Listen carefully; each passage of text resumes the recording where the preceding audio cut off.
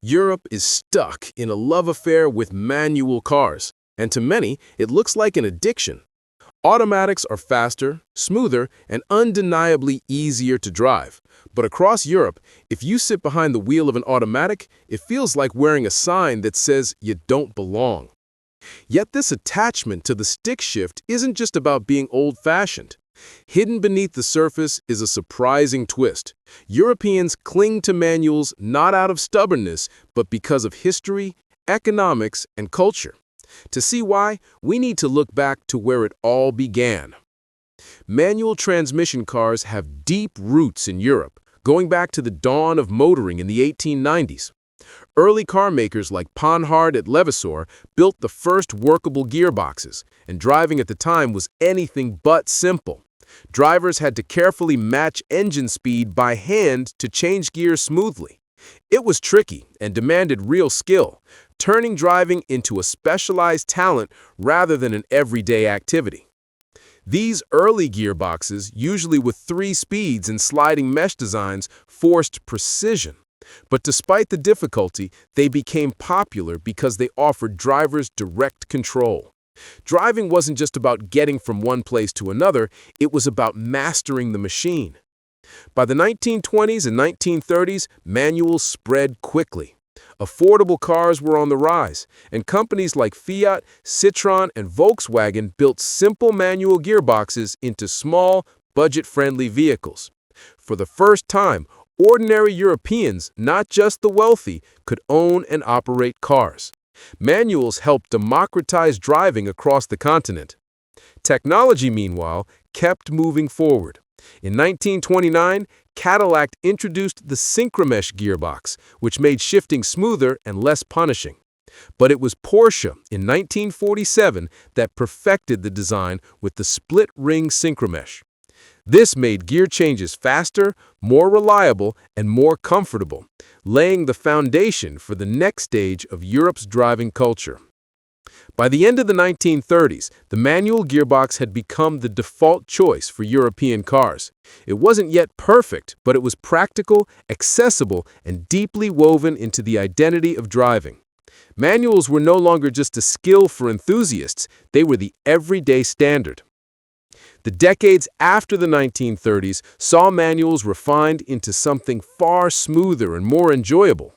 Porsche's invention of the split-ring synchromesh transformed the driving experience. Gear changes became quicker, easier, and less jarring, reducing the need for perfect timing and allowing ordinary drivers to shift with confidence. Sports car makers immediately embraced the improvement. By the 1950s, Alfa Romeo and Ferrari were fitting their models with 5-speed manual gearboxes, an innovation that gave drivers sharper acceleration, better precision, and a thrilling sense of control. These advancements set new standards. Even mainstream cars began to benefit from smoother transmissions, making manuals more comfortable for everyday use. The gear lever was no longer simply a mechanical necessity. It became a symbol of European engineering excellence and passion for driving. By mid-century, manuals were firmly entrenched in Europe. They offered a mix of affordability, performance, and control that automatics of the era simply couldn't match. What started as a challenging technical skill had become second nature for millions of drivers. But the true test of manuals was yet to come.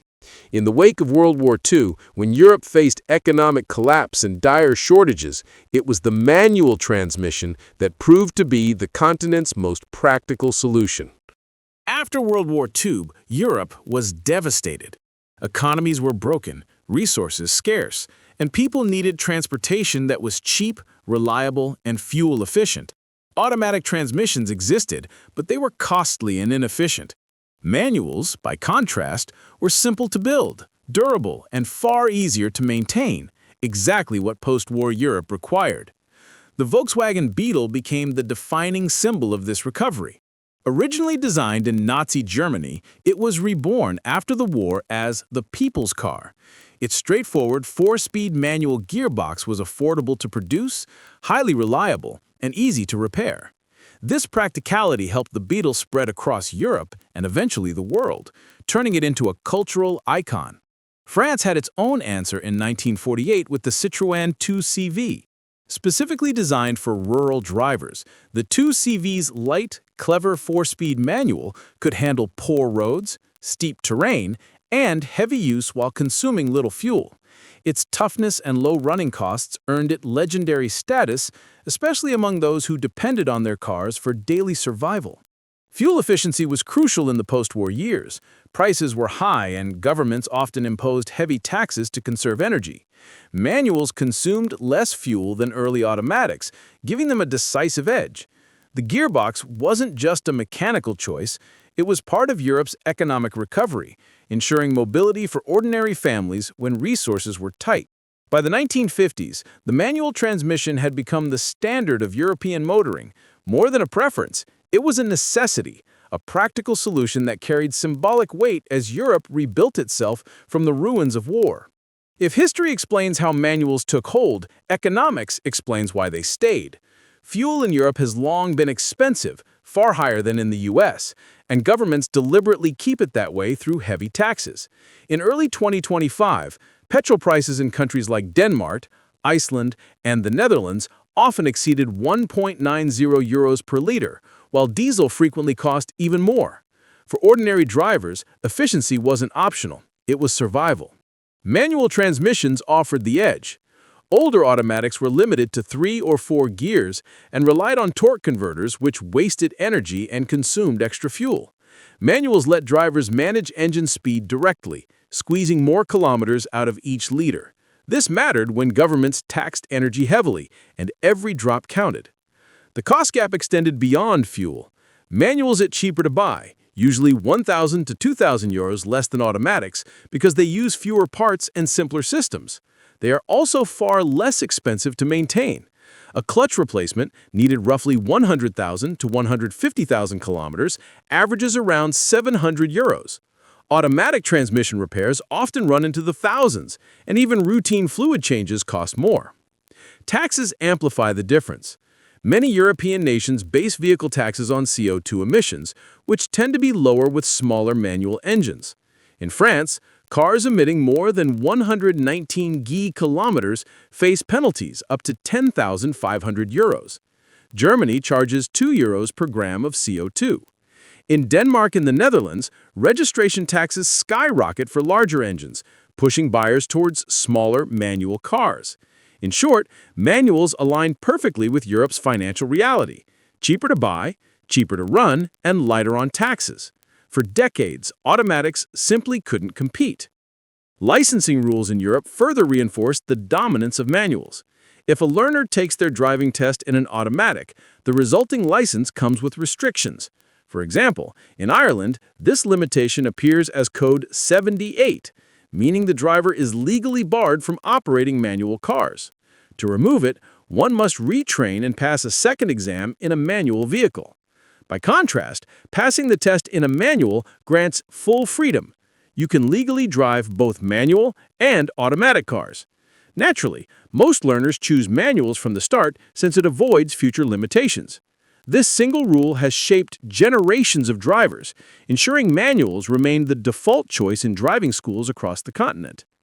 Car rentals also favor stick shifts. The majority of rental fleets in Europe consist of manuals, and travelers without the skill often face higher costs or fewer options. For many young Europeans, being able to handle a clutch isn't just about tradition, it's practical survival when renting cars abroad or borrowing vehicles from family. Culturally, the manual gearbox is seen as an essential life skill. Parents encourage their children to learn on manuals, believing it teaches responsibility and competence. For decades, learning to drive stick has been viewed as a rite of passage into adulthood. Even today, manuals remain a symbol of self-reliance and mastery behind the wheel. Together, licensing rules, rental fleets, and tradition all reinforce one message. In Europe, driving manual isn't just common, it's expected. Europe's roads and weather have also kept manuals alive. Across the continent, streets are narrow, winding, and often centuries old. Mountain passes cut through the Alps and Pyrenees, while rural roads twist sharply through countryside villages. On these routes, manuals give drivers precise control that older automatics could not match. Climbing steep hills is easier with a stick. Drivers can hold gears exactly where power is needed. Descending long slopes, downshifting allows engine braking, sparing the brakes and improving safety on sharp curves. This direct control became invaluable in regions where gradients and road conditions change quickly. Urban driving tells a similar story. European cities are dense, with tight turns, sudden stops, and heavy traffic. While automatics might seem more convenient in stop-and-go conditions, many drivers feel manuals offer sharper responsiveness. Choosing gears instantly provides a sense of security when navigating crowded intersections or unpredictable traffic. Winter adds another factor. In Northern Europe, snow and ice are part of life. Manuals allow drivers to lock into low gears, controlling wheel spin and improving traction on slippery roads. Automatics, which may shift unexpectedly, often struggle in these conditions. For generations of Europeans, mastering a manual was tied directly to mastering the environment. From cobbled village lanes to icy Scandinavian highways, the stick shift became less about preference and more about survival. Manuals weren't just machines, they were tools adapted to Europe's demanding terrain and climate. Beyond economics and geography, manual cars became part of Europe's culture. For generations, learning to drive stick was seen as a rite of passage, a skill that symbolized independence and adulthood. Parents encouraged their children to start with manuals, believing it built confidence and discipline. Being able to control clutch and gears wasn't just practical, it was proof you truly knew how to drive. But generational change is shifting this mindset. Millennials and Gen Z, especially in big cities, often view constant gear shifting as a burden rather than a skill. In traffic-heavy urban areas, automatics feel like a relief. For many young drivers, convenience matters more than tradition, and the old pride in mastering a stick no longer carries the same weight. Technology reinforces this change. Modern automatics, dual-clutch systems, CVTs, and 8 to 10-speed gearboxes are now as efficient or more so than manuals. Even more disruptive is the rise of electric vehicles, which eliminate shifting altogether. In countries like Germany and the Netherlands, where EV adoption is growing fastest, manuals are disappearing quickly. Some manufacturers already plan to phase out manual production entirely by 2030. Still, the shift is uneven. In Southern Europe, Spain, Greece, Portugal, manuals remain dominant. Cars are cheaper, terrain is steep, and cultural traditions are stronger. Over 70% of new cars sold there still come with manual transmissions. Eastern Europe, too, remains a bastion of stick shifts, where lower incomes and older used cars make manuals the practical choice for years to come. The result is a divided continent. Wealthier markets lean toward automatics and EVs, while others remain loyal to manuals. Yet across Europe, the stick shift's legacy is undeniable. It has shaped how generations learned to drive, how they viewed responsibility, and how they connected with their cars. Whether you see it as skill, tradition, or stubbornness, Europe's love affair with manuals has always been about more than machines. It's about identity. And while drivers debate clutch versus convenience, another truth quietly unfolds. Many are unknowingly damaging their engines with bad habits. That, however, is another story waiting to be told.